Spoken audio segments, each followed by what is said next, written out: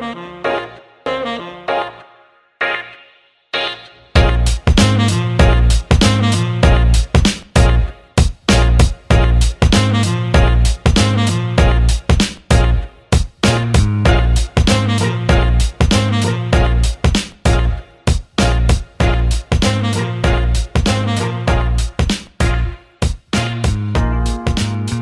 right, y'all, we are back. It's me again, spiritual liberal, D Neat on the mic. And as y'all can tell, sound quality should be an improvement. Shout out to my wife for letting me borrow her mic for this. So, uh, bit of a downtime period, sabbatical, but again, I didn't want to just bombard y'all with nonsense. So, we're gonna get into it. We got a couple of topics we're gonna talk about today. Um, First off, AI artists and how that is detrimental to the music industry. Is it disrespectful to the dead? I think so. I wanted to talk also about anti-Bluey lifestyle. If you all are familiar with Bluey, um, most parents are. It seems like it's becoming a cultural phenomenon now after the most recent shows. So I want to just talk about it from another perspective of a parent. And then lastly, oh, actually not lastly, then we're going to also talk about the phrase calm down, phrase calm down, and how that is actually counterintuitive and triggering. Last but not least, I'm going to talk about a concept that my wife and I came up with where you don't care anymore and you're just going to speak whatever's on your mind. It was actually presented as an idea, intellectual thought from an unintellectual person, Donald Trump. His method of saying whatever comes to his head without any recourse is kind of why I feel like he has such fan service. And we designate that as um, maybe you can go about life when you just ready to go at somebody and just say, "I trumpet, I'm going in," and let your peace with it. But we're gonna get into all those topics and more.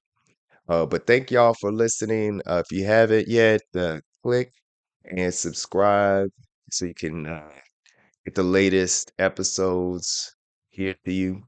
Um, with that said, let's talk about it.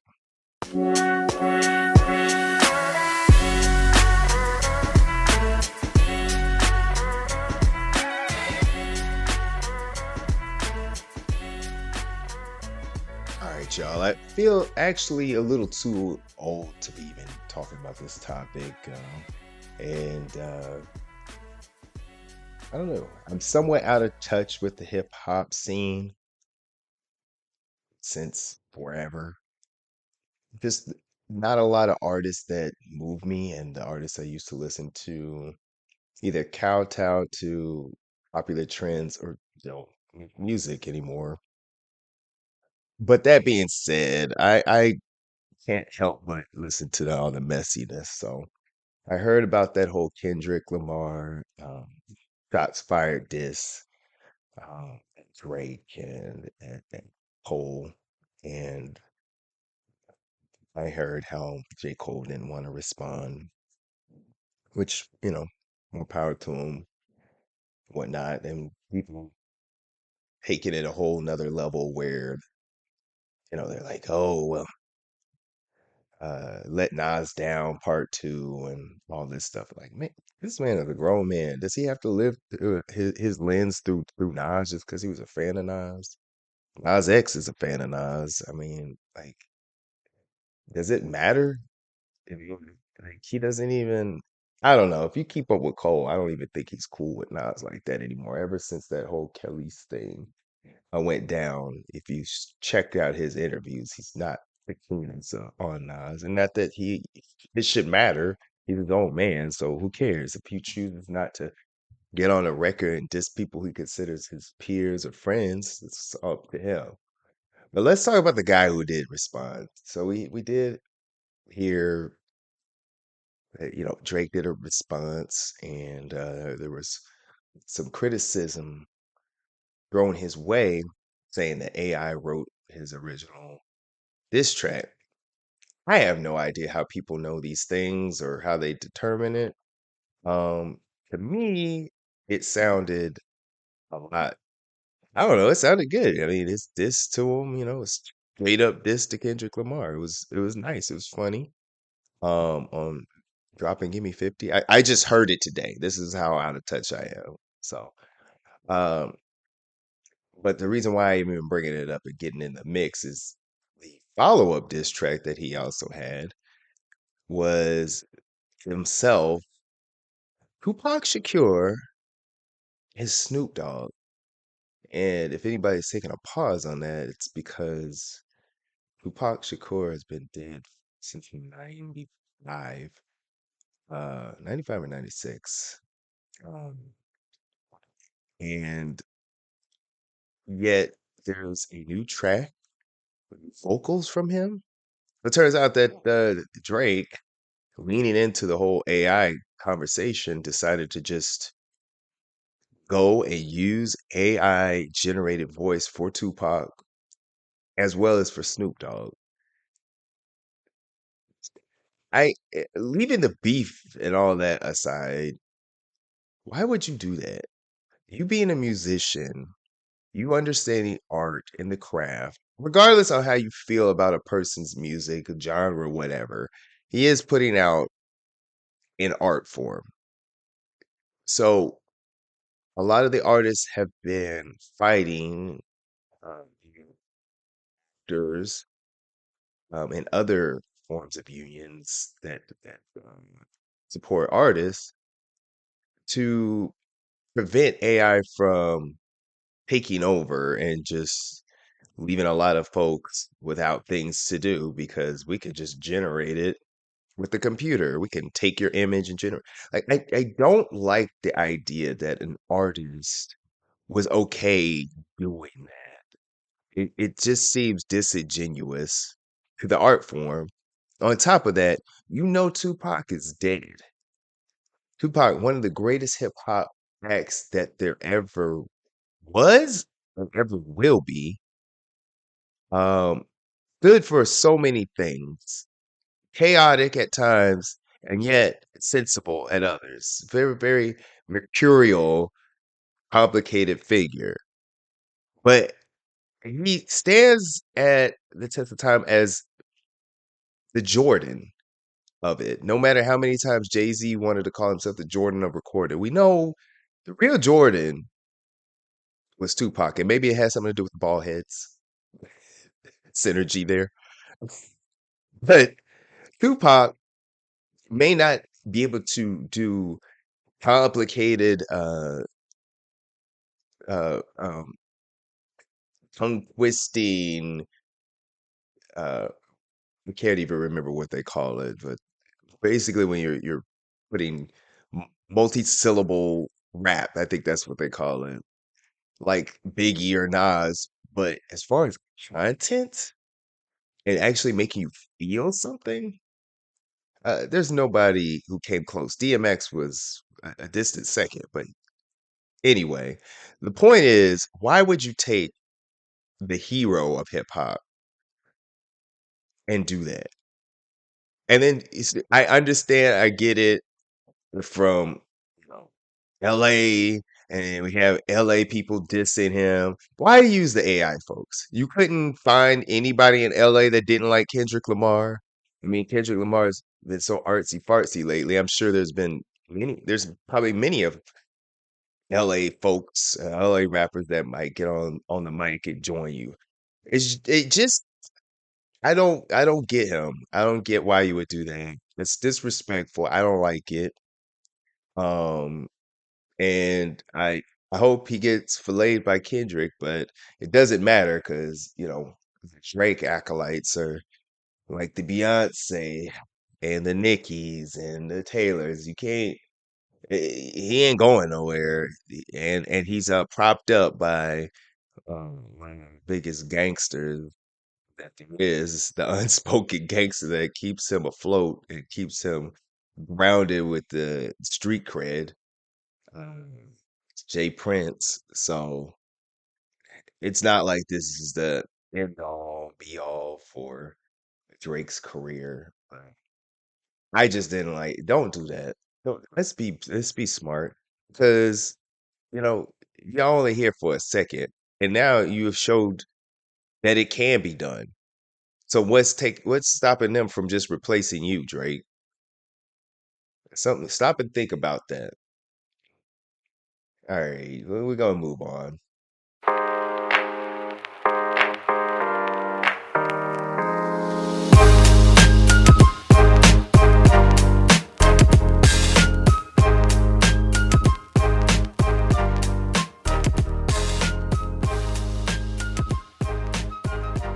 Latest phenomenon, Bluey.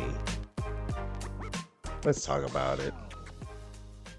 All right, everybody knows Bluey is not something new. It's been out for years.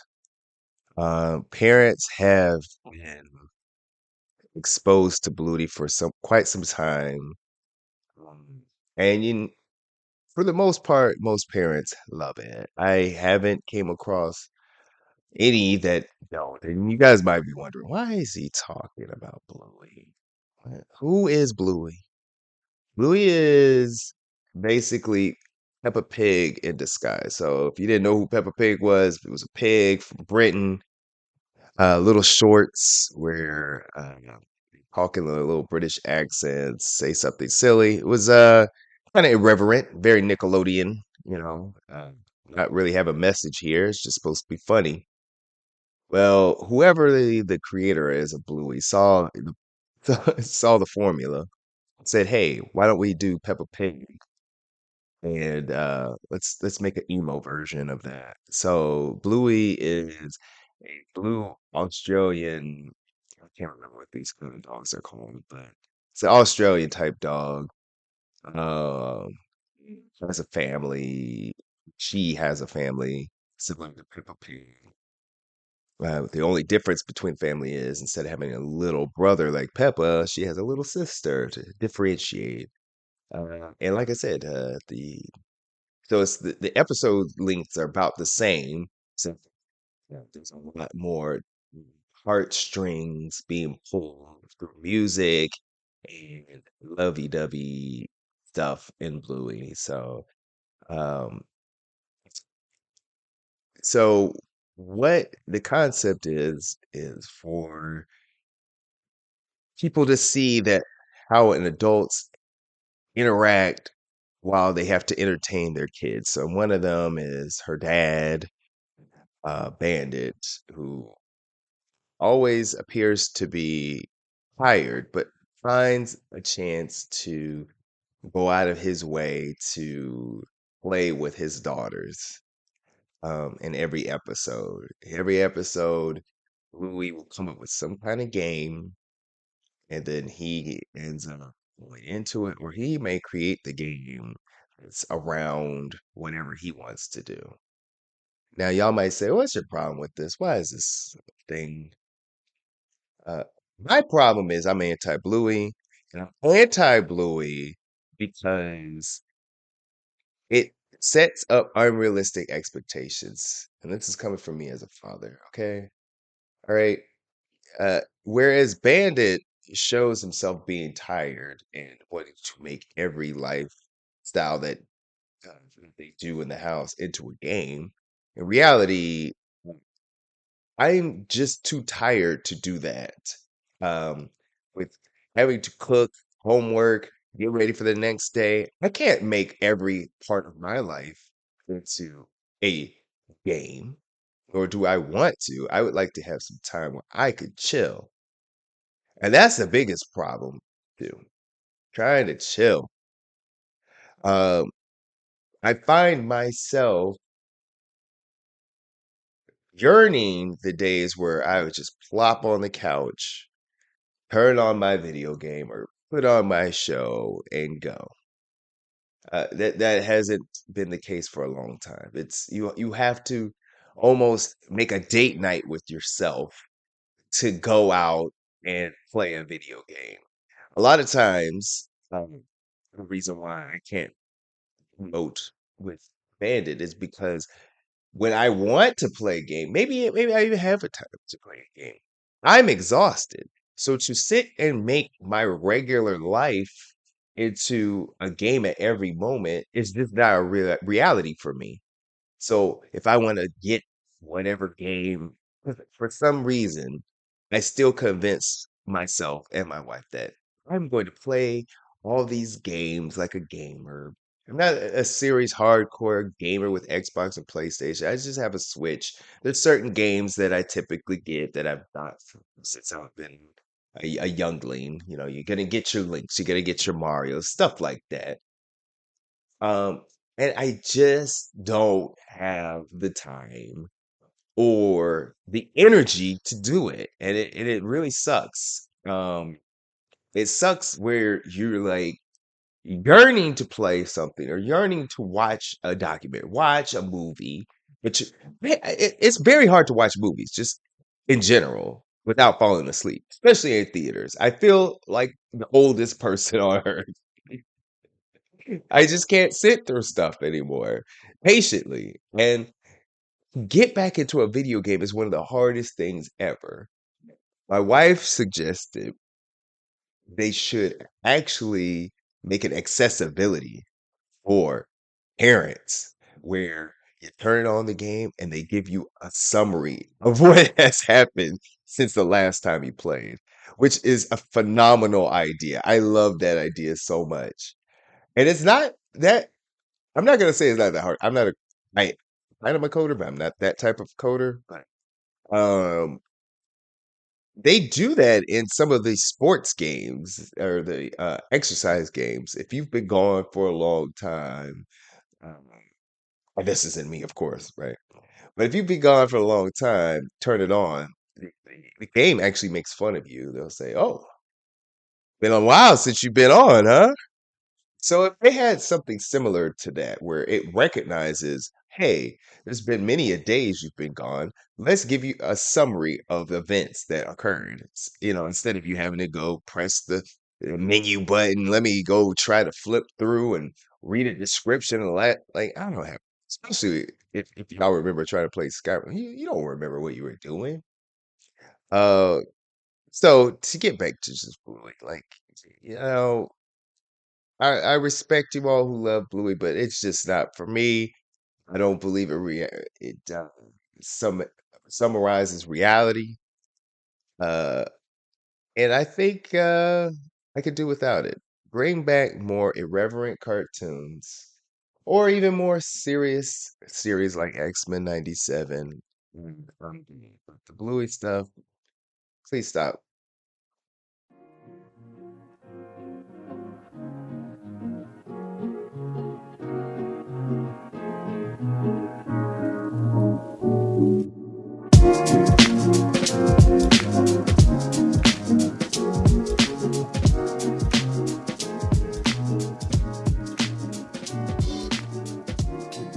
All right, y'all. So now we're getting into the meat of things. So I had a passionate conversation with a family member not too long ago about I don't know, some other topic where it might have been the Verizon case, and I should update y'all on that.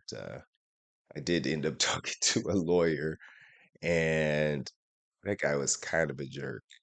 Um, so what occurred was I gave him the information on how Verizon is manipulating people by saying, "Hey, come in and get this deal here or there," and then just randomly raising the prices. Um, so I mentioned this to him, and he was like, "Oh." they have the right to just do that. I'm like, I signed a contract. I don't think they have. Are you? Are you really a lawyer? Like, what are you talking about? Don't y'all live in contracts? Um, and I don't know, just that guy's energy. I wish I had mentioned this to y'all before, but the guy's energy was just all wrong. Just bringing up scenarios where he was trying to say that they could just what was it? It was like, oh, they can raise the rate just as much as I know Caitlin Clark is gonna win, the NCAA tournament. Something to the effect of that. Maybe South Carolina. I know that just as a South Carolina, won NCAA. I don't know. His energy was just all off.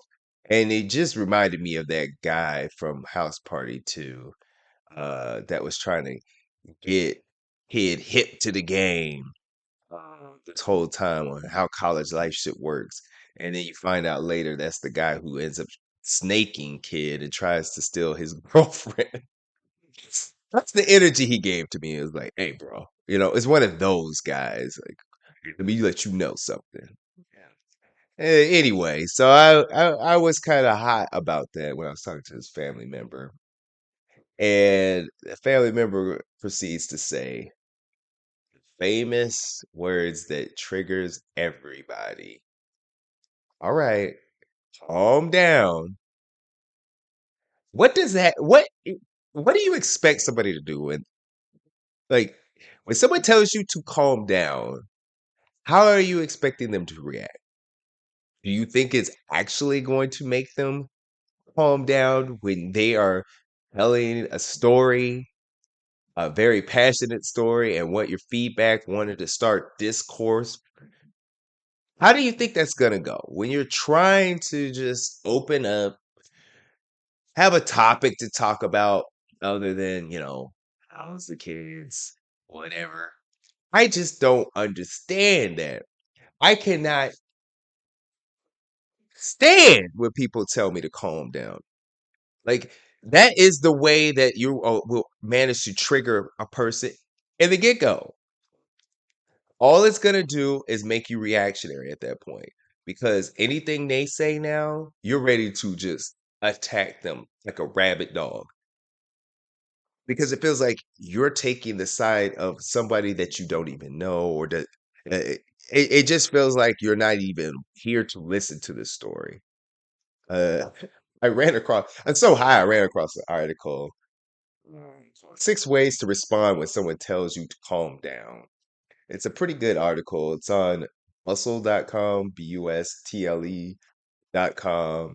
Um, and it kind of goes over the same topics on how a person reacts and what to do to avoid that confrontation.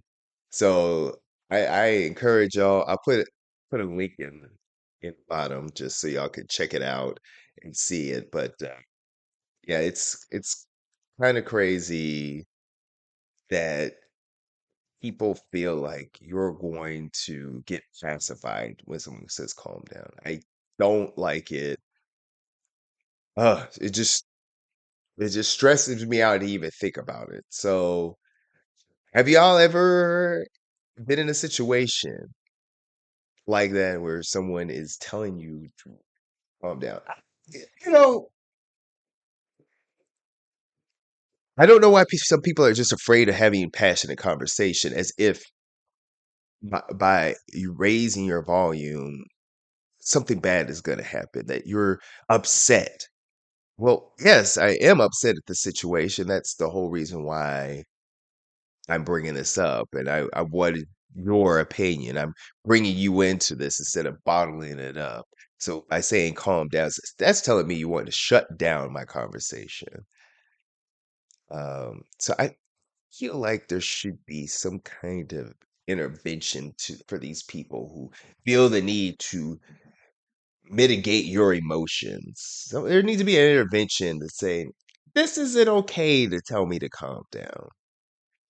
Um, yeah, again, that website has some kind of cool kind of tips.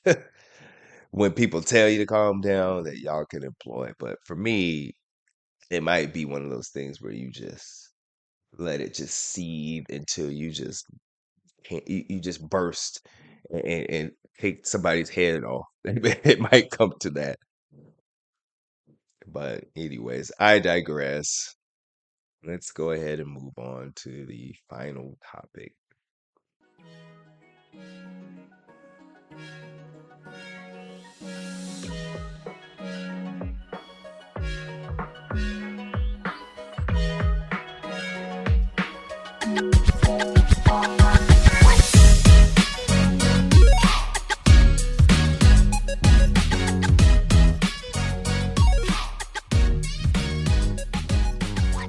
All right, we're getting into our last topic of the day. Aight Trumpet. As dumb as it sounds. Aight Trumpet is the phrase that pays. My wife and I have brought this old topic back up. Everybody is privy to the former president and all his machinations, all mm, his personality, basically. He's bombastic, he's uncaring, he's thoughtless, he's crude, he's crass, and yet he amasses a huge following. Disturbing nonetheless. I wondered at a time, why is this guy loved the way he is? And the rationale is people see it as I don't give a F mentality. Like, you can't tell me what to do. I do what I want, when I want, where I want. And that, to some people, is addicting. Because at a certain point in your life, there's somebody that's going to try you. Somebody is going to try you. And what you want to do is go off on that person. But society tells you, the general population, you have to show, you know, decorum. You have to be proper. You have to do things a certain way within our society. Uh, and I believe his rashness goes against those notions, and people are like, wait, this is what's in my head. Sometimes I want to tell my boss off. Sometimes I want to cuss out my sister. Sometimes I want to cuss out my friend. And you hold back.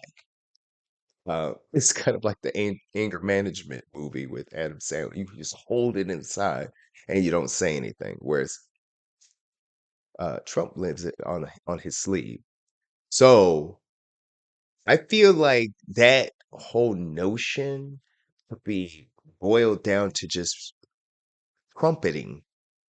Like that that when you say I trumpet, kind of like I F it means I'm gonna do whatever I want to do. I'm gonna say whatever I want to say at this given time.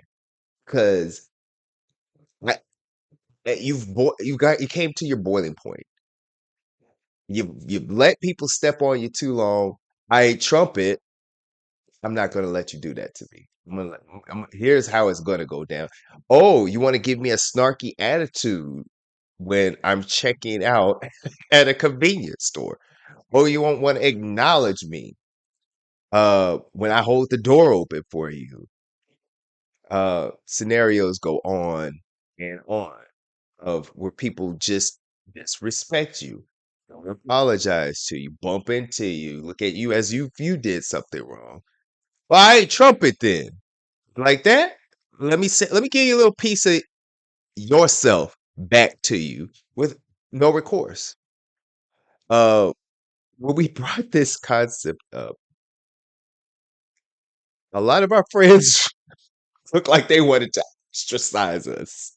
It's like, how dare you bring this man's name up and try to give him some kind of special phrasing behind him.